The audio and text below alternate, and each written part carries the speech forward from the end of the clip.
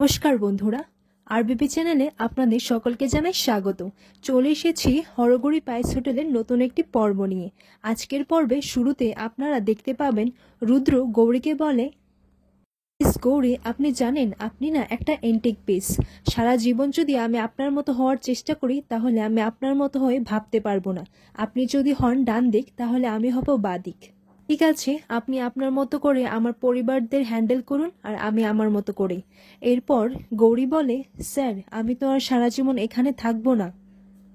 এরপর রুদ্র বলে, আচ্ছা নিন, এখন শুয়ে পড়ুন, কাল সকালে উঠে আপনার তো অনেক কাজও আছে। এরপর গৌরী মনে মনে এটাই ভাবতে লাগে, যত তাড়াতাড়ি সম্ভব বাবা জেল থেকে ছাড়িয়ে আনলেই হয়, তাহলে এই বিয়ের নাটকটাও আমাকে আর করতে হবে না। পরের দিন সকালে দেখা যায় গৌরী সবার জন্য জলখাবার তৈরি করে রেখেছে। এরপর ঠাম্মিকে বলে, ঠাম্মি আমি আপনাকে এইটুকু চিড়ের পোলাও দিয়েছি, আর একটুকু দেব? এরপর ঠাম্মি বলে, বিমলা তুই আমার প্লেটটা বেড়ে দে, এখানে তো আর কেউ জানে না যে আমি কতটুকু খাই। এরপর কথায় কথায় বিমলা বলে, এখন থেকে না আমার মাইনেটা একটু কমিয়ে দিও, আজকাল তো নতুন বৌদি আমার সব কাজ করে দিচ্ছে। এই তো যেমন আজকে সকাল সকাল উঠেই জলখাবারটাও তৈরি করে রেখেছে। পর ঠাম্মি বলে, হ্যাঁ নিজের পছন্দের খাবার সে তো করবেই। এরপর রুদ্র মা বলে, না না মা, রুদ্রই বলেছিল যে আজকে নাকি ও চিড়ে পোলাও খাবে। এটা শুনে ঋতুরাজ বলে, বাবা দাদা কি আজকাল কি খাবে সেটাও বলে দিচ্ছে নাকি? এরপর রুদ্র মা বলে, হ্যাঁ, তো ব্রেকফাস্টটাও করতো না, যদিও করতো তাহলে টোস্ট আর স্যান্ডউইচ, আর এখন তো দেখছি গৌরীর হাতে রান্না করাটাও খায়। এরপর কল্পনা কাকি বলে গৌরীকে, আচ্ছা গৌরী তুই রুদ্রের খাবারটা নিয়ে ওর ঘরে দিয়ে আয়। তখন ঠাম্মি বলে, কেন, ও কি আজকাল একাই খায় নাকি? তখন রুদ্রের মা বলে, না না মা, আসলে ও সকাল থেকেই ঘরে কাজ করছে তো ওর হয়তো খিদে পেয়ে গেছে তাই বললাম। ওর গৌরীকে বলে রুদ্রকে গিয়ে খাবারটা দিয়ে আসতে। এমন সময় ঋতুরাজ বলে, বাহ বৌদি, পোলাওটা না একদম হেভি হয়েছে, দাদারও খুব ভালো লাগবে। এরপর ঠাম্মিও সেই পোলাও মুখে দেয়। মিরো পোলাওটা খেয়েই খুব ভালোই লেগেছে, কিন্তু মুখে কিছুই প্রকাশ করেনি। এদিকে দেখা যায় রুদ্র অফিসে যাবে, তার জন্যই তৈরি হচ্ছে। আর তৈরি হওয়ার সময় কোটটা বার করতে গিয়েই গৌরীর কাপড়ের ভাঁজ থেকে একটা কাপড় পড়ে যায়। আর তখনই রুদ্র সেই কাপড়টাকে তার হ্যাঙ্গার দিয়ে তোলার চেষ্টা করছিল, আর এমন সময় গৌরী সেখানে হাজির হয়। এমন অবস্থায় রুদ্রর মুখোমুখি হতে হয়েছে গৌরীর, আর গৌরীও সেটা দেখে কি করবে কি না করবে সেও বুঝতে পারছিল না। আর এইদিকে রুদ্রও তো কিছু বলতেই পারছিল না। রুদ্র মনে মনে এটাই ভাবছে, উনি না জানি মনে মনে কি ভাববেন। এরপর গৌরী ব্রেকফাস্টটা রেখে কোনোভাবেই সেই কাপড়টা নিয়ে আলমারিতে রেখে দেয়। এরপর গৌরী রুদ্রকে বলে, স্যার ওখানে আপনার ব্রেকফাস্টটা রাখা আছে, আপনি সেটা খেয়ে নিন। এই মোমেন্টে দুজনই একে অপরের দিকে তাকাচ্ছে, কিন্তু কেউ কাউকে বুঝতে দিচ্ছে না। এরপর রুদ্র পোলাওটা খেতে যাবে, কিন্তু তার হাতে হ্যাঙ্গার দিয়ে সে খেতে যাচ্ছিল। এরকম একটা ঘটনায় দুজনই কাউকে কিছু বলতে পারছিল না। রুদ্র চিড়ে পোলাওটা খেয়ে বলে, বাহ খুব ভালো হয়েছে ভালো হয়েছে। মুহূর্তে দেখা যায় ঠাম্মি কল্পনা কাকিকে বলে, বৌমা ভালো হয়েছে, ঋতুরাজ এখান থেকে চলে গেছে। তখন কল্পনা কাকি বলে, বলুন না মা কি বলবেন।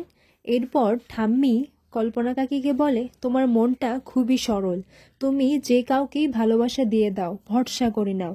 আর এই মেয়েটিকেও তুমি ভালোবাসা দিচ্ছ, আপন করে নিয়েছো, কিন্তু পরে এতে তোমার খারাপ হবে না তো? মেয়ে যখন কল্পনা কাকির সাথে কথা বলছিল তখন গৌরীও সেখানে ছিল, সেও সবটা শুনতে পায়। ওর মা বলে, গৌরী খুব ভালো মেয়ে মা, আপনি বিশ্বাস করুন। এরপর ঠাম্মি বলে, আমি কিছুতেই ওই মেয়েটিকে বিশ্বাস করতে পারবো না। ও যবে থেকে এই বাড়িতে এসেছে একটার পর একটা অশান্তি হয়েই চলেছে। মহেশ্বরীর সাথে আমাদের সম্পর্কটাও নষ্ট হলো, রুদ্রকে তার কাজটাও হারাতে হলো। পর রুদ্রের মা বলে, কিন্তু মা এতে তো গৌরীর কোনো দোষ নেই। পর ঠাম্মি বলে, না, ওই মেয়েটি আসার পর থেকেই এই সব কিছু অশান্তি ঘটছে। আমি নিশ্চিত ওই মেয়েটি নিশ্চয়ই রুদ্রকে ফাঁসিয়ে বিয়ে করেছে টাকা সম্পত্তির জন্য। তখন রুদ্রর মা বলে, আপনি ভুল ভাবছেন, রুদ্র তো গৌরীকে ভালোবেসে বিয়ে করেছে। আপনিই তো বলেন মা, বিয়ের মতো পবিত্র সম্পর্ক আর হয় না। তখন ঠাম্মি বলে, যে সম্পর্কগুলো ভুলবশত তৈরি হয়েছে সম্পর্কগুলো না রাখাই ভালো। আর আমি যেদিন গৌরীকে এই বাড়ি থেকে বের করে দিতে পারবো সেদিনই আমি ঠিকই এই বাড়ির বউ করে নিয়ে আসবো। আমি চাই না ওই মেয়েটির জন্য এই বাড়িতে আর কোনো অশান্তি হোক। এটা ভুল বিয়ে, আর এটাকে ভেঙে দেওয়াই ভালো। রুদ্র তো নিজেই বুঝতে পারছে না যে ও কি করছে। আজকে ও আমার থেকে দূরে চলে গিয়েছে, কালকে ও বাবার থেকে দূরে চলে যাবে, আর একদিন ও তোমার কাছ থেকেও দূরে চলে যাবে। মিলিয়ে নিও আমার কথাটা। এই মেয়েটা নিশ্চয়ই তার স্বার্থের জন্য রুদ্রকে ফাঁসিয়ে বিয়ে করেছে। আমি তোমাকে বলে রাখছি বৌমা, এই মেয়েটিকে যতদিন না আমি এই বাড়ি থেকে বার করে দিচ্ছি ততদিন আমার শান্তি নেই। এই মেয়েটি যোগ্যই নয় এই বাড়ির বউ হওয়ার। এই সব কিছু শুনে গৌরী মনে মনে এটাই বলতে লাগে, আমি তো একদিন চলেই যাব এই বাড়ি থেকে। আমি তো বিয়েটা করেছি আমার বাবাকে ছাড়িয়ে নেওয়ার আনার জন্য। এখনই যদি আমাকে রুদ্র স্যারের থেকে দূরে করে দেয়, এই বাড়ি থেকে বের করে দেয়, তাহলে তো কোনোই মানে থাকবে না। আমি বাবাকে ছাড়াবই বা কি করে। পর ঠাম্মি আবারও বলে যে যত তাড়াতাড়ি সম্ভব সে গৌরীকে এই বাড়ি থেকে বার করে দিয়ে ধিকে এই বাড়ির বউ করে আনবে। এরপর কল্পনা কাকি বলে, কিন্তু মা। আর এমন সময় কল্পনা কাকি নজর পড়ে গৌরীর দিকে। এরপর গৌরীকে বলে, কি রে, ওখানে কেন? তুই এখানে আয় না গৌরী, ওখানে কেন দাঁড়িয়ে আছিস? পর গৌরী সেখানে এলে রুদ্র মা বলে, ওই আমরা একটু গল্প করছিলাম আর কি। এরপর ঠাম্মি বলে, কেন মিথ্যে কথা বলছো?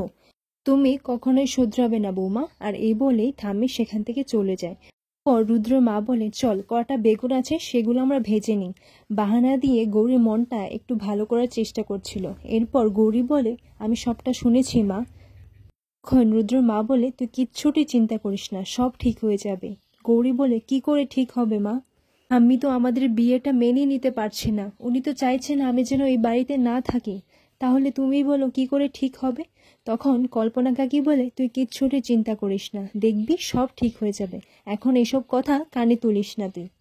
আর অন্যদিকে দেখা যায় রুষা পিয়ার সাথে দেখা করে গৌরীকে কি করে হেনস্থা করতে হবে আর ঠাম্মিকে দিয়ে কি করে একটা ভুল কাজ করানো যায় সেগুলোই প্ল্যান করছে।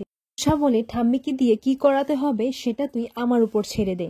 পরের মুহূর্তে দেখা যায় রুদ্র গৌরীকে বলে, কি হয়েছে বলুন, কোনো সমস্যা? এরপর গৌরী বলে, না স্যার, কোনো সমস্যা নেই। পর রুদ্র বলে, কিছু তো একটা হয়েছে বটে, বলুন কি সমস্যা? এরপর গৌরী বলে, স্যার, আমি যে নার্সিংহোমে চাকরিটা পেয়েছিলাম সেটাই কি আমি যোগ দিতে পারি? তখন সেটা শুনে রুদ্র বলে, চাকরি কেন?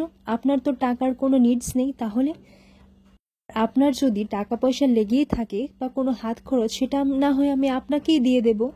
আর যদি শেষ হয়ে যায় তাহলে না হয় আপনি আবার খুঁজে নেবেন। তখন গৌরী বলে, না স্যার, আমার জন্য না স্যার।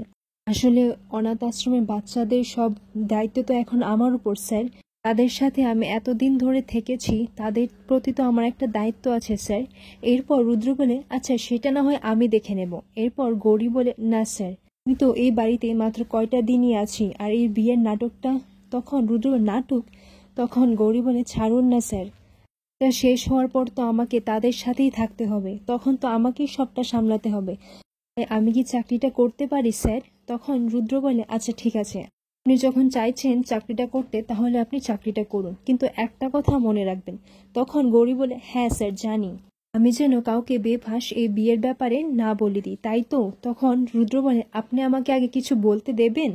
এরপর রুদ্র বলে, না, আপনার নামের সাথে এখন রায়চৌধুরী বাড়ির পদবি জড়িয়ে আছে। এখন আপনি এই বাড়ির বউ, তাই আপনি যে ফিল্ডে কাজ করুন না কেন আপনি আপনার যোগ্যতা দিয়ে কাজ করবেন, সেই কাজটা যেন জাস্টিফাই হয়। এরপর গৌরী বলে, আপনি চিন্তা করবেন না স্যার, আমি আমার জন্য এই বাড়ির সম্মানহানি হতে দেব না। রুদ্র বলে, আচ্ছা চলুন। তখন নিচে গিয়েই রুদ্র মা বলে, কি রে, কোথায় যাচ্ছিস? এরপর নার্সিংহোমের কথা শুনে রুদ্র মা একটু চিন্তিত হয়ে যায়, কেন, কি হয়েছে? এরপর গৌরী বলে, না মা, আমার কিছু হয়নি। আসলে আমি যে চাকরিটা করব সেই চাকরিটাই আজ থেকে শুরু হয়েছে। তখন রুদ্র বলে, মা তুমি ওকে অল দ্য বেস্ট বলে দাও। এরপর ঠাম্মি বলে, দাঁড়া, তুই কাকে জিজ্ঞেস করে ওকে এই চাকরি করতে পারমিশনটা দিয়েছিস? এরপর রুদ্র বলে, কেন, পারমিশন দেওয়ার কি আছে? গৌরী তো বিয়ের আগে থেকেও চাকরিটা করতো। এরপর ঠাম্মি বলে, বিয়ের আগে কি করতো কি না করতো সেটা দেখে লাভ নেই, কিন্তু বিয়ের পর কি করছে সেটা দেখে লাভ আছে। ও এখন চৌধুরী পরিবারের বউ, ওর নামের পিছনে আমাদের পদবি রয়েছে, তাই এই বাড়ির বউ বা মেয়ে কেউ কাজ করে না। পর রুদ্র বলে, তার মানে ঠাম্মি তুমি গৌরীকে এই বাড়ির বউ বলে মেনে নিয়েছো, তাই তো? তাই ওর এই নিয়মটাও ওর উপর অ্যাপ্লিকেবল। পর ঠাম্মি বলে, দেখ রুদ্র, তুই তোর কথার চালে আমাকে ফাঁসাস না। তোর মা বা তোর দিদি তো কখনো কাজ করেনি। এরপর রুদ্র বলে, দিদি তো একটা লেজি গার্ল, ও কি করে করবে? ও তো সবকিছু অর্ডার করেই করায়। রইল মায়ের কথা, মা তো কখনো চাকরি করতেই চায়নি, তাই করেনি। এরপর ঠাম্মি বলে, দেখ রুদ্র, ও যতদিন এই বাড়িতে আছে সে এই বাড়ি থেকে চাকরি করতে যেতে পারবে না। এরপর রুদ্র বলে, যতদিন আছে মানে? ও সারা জীবন এই বাড়িতেই থাকবে, অ্যাটলিস্ট যতদিন আমি আছি। আর ওর স্মৃতিতে আমার নামে সিঁদুর রয়েছে, ওর গলায় মঙ্গলসূত্র রয়েছে, আর ওর পেছনে রয়েছে রায়চৌধুরী বাড়ির পদবি। আর গৌরী এই চাকরিটাও করবে। এরপর গৌরীকে রুদ্র যখন নিয়ে যেতে চাইল, তখন গৌরী যেতে চাইল না, গৌরী না করে দিল। গৌরী রুদ্রকে বলে, স্যার, ঠাম্মির অনুমতি ছাড়া আমি এই চাকরিটা করতে যেতে পারি না স্যার। পর রুদ্র বলে, কিন্তু তুমি তো এই চাকরিটা করতে চাইছিলে।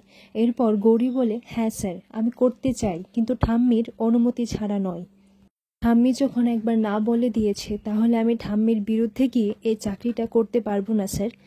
আপনি অফিসে চলে যান, আমি বিপাশাকে না হয় না করে দিচ্ছি যে আমি চাকরিটা করতে পারবো না। আর এখানেই আজকের পর্বটি শেষ হয়।